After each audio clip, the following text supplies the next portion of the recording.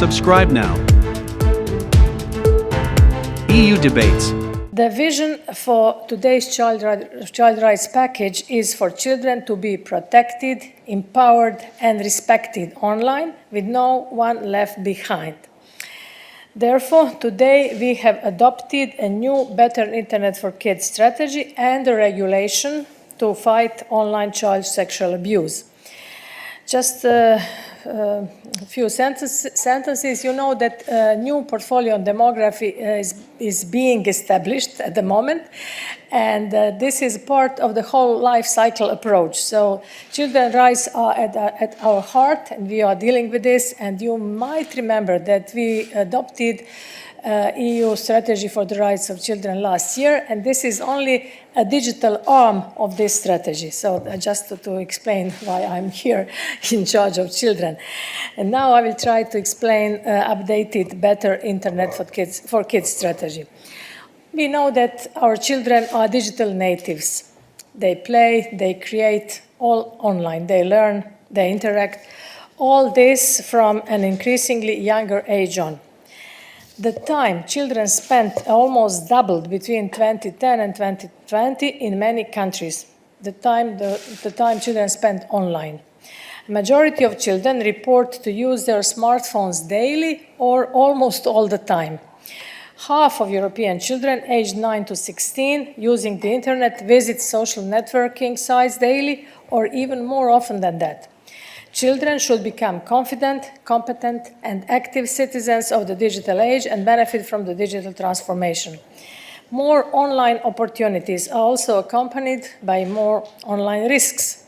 Access to violence, to cyberbullying, and online sexual abuse, or children are also consumers. There is the impact of mental health too. And Better Internet for Kids is the digital arm, as I already said, of the Commission's Rights of the Child strategy. We aim to achieve deeper digital literacy, healthy digital habits, and better digital skills amongst our younger generation. Children need digital skills to make informed digital choices and for future opportunities in life and at work. These matters were also given prominence in the Conference on the Future of Europe, where the European Citizens Panel, which was dealing with values and rights, called for increased protection of minors online. And this was endorsed by the conference plenary last Monday, 2 days ago, and it is included in a proposal that was presented to three presidents, President of the Council, President of the Council, Commission, and the Parliament on 9th of May last Monday. So only 2 days after the proposals were presented to three presidents, we are already starting its implementation. The objective of this Better Internet for Kids strategy is to improve children's well-being online through age-appropriate digital services with no child left behind, with every child in Europe to be protected, empowered, and respected online.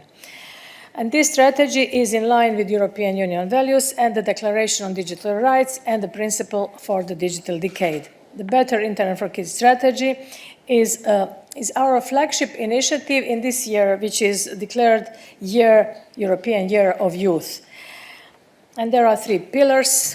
First pillar is safe digital experience to protect children from harmful and illegal online content, contact, and consumer risks. Second pillar, digital empowerment, so children acquire the necessary skills and competencies to make sound choices and express themselves in the online environment safely and responsibly.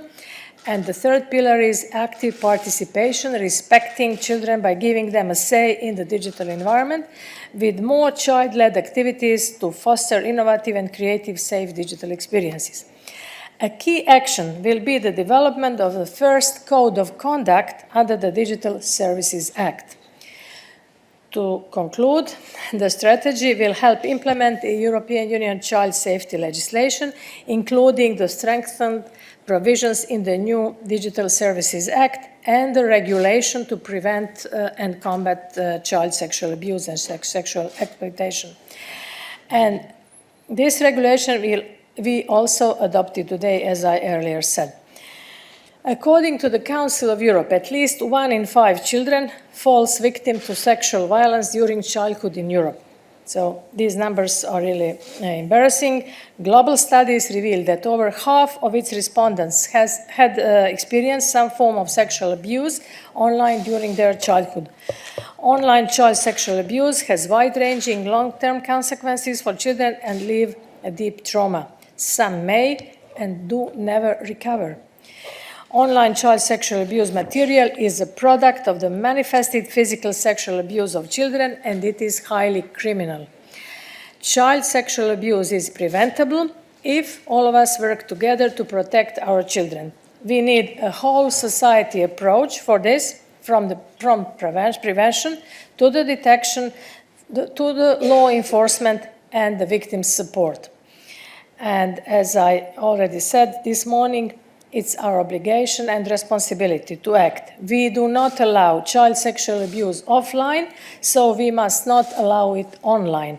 And I want to thank you for listening, and I think my dear colleague, Madam Johansson, Ilva, will explain in details this regulation, and this is really at the heart of her work. Ilva.